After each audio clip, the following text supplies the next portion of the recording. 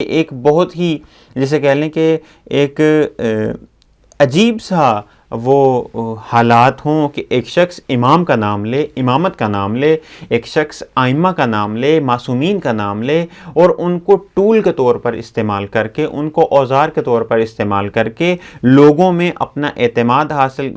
پیدا کرے، اور اس کے بعد وہ کیا کرے، بنو امیہ کو ہٹا کر بنو عباس کو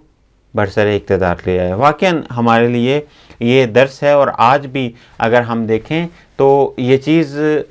ہمارے معاشرے میں واضح طور پر ہمیں نظر آئے گی کہ بہت سارے افراد ہیں، وہی ابو مسلم خراسانی کا کردار ادا کر رہے ہیں کہ جس کے اندر ان کو یہ معلوم ہے کہ امامت کیا ہے، ان کو یہ معلوم ہے کہ امام کیا ہے، ان کو یہ معلوم ہے کہ حکومت کس کی جائز ہے اور حکومت کس کی باطل ہے، اور ان کو یہ بھی معلوم ہے کہ ہمارے جو امام پردہ غیب میں ہیں آ کر حکومت علوی قائم کریں گے، بجائے اس کے کہ اس حکومت علوی کے لیے مقدمہ سازی کریں، وہ کیا کر رہے ہیں، حکومت کو اپنے مفاد کے لیے استعمال کر رہے ہیں۔ نام امامت کا لیا جا رہا ہے، نام ولایت کا لیا جا رہا ہے۔ بہت سارے ایسے افراد ہیں کہ جو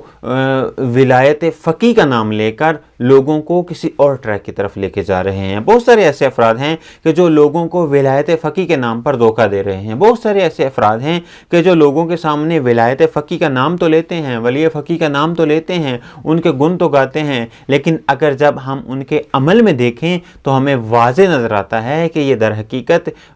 ولی فقی، ولایت فقی اور خط ولی فقی اور ولایت فقی سے بالکل منحرف ہو چکے ہیں، اور ہر چیز کو اپنے مفاد کی خاطر استعمال کر کے لوگوں کے جذبات کے ساتھ کھیل کر اور اپنے مفاد کی خاطر اس حکومت کا حصہ بنے ہوئے ہیں، اس حکومت کی طرف بڑھ رہے ہیں کہ جو طاغوتی حکومت ہے، کہ جس کا نہ امام سے کوئی تعلق ہے، نہ ولایت سے کوئی تعلق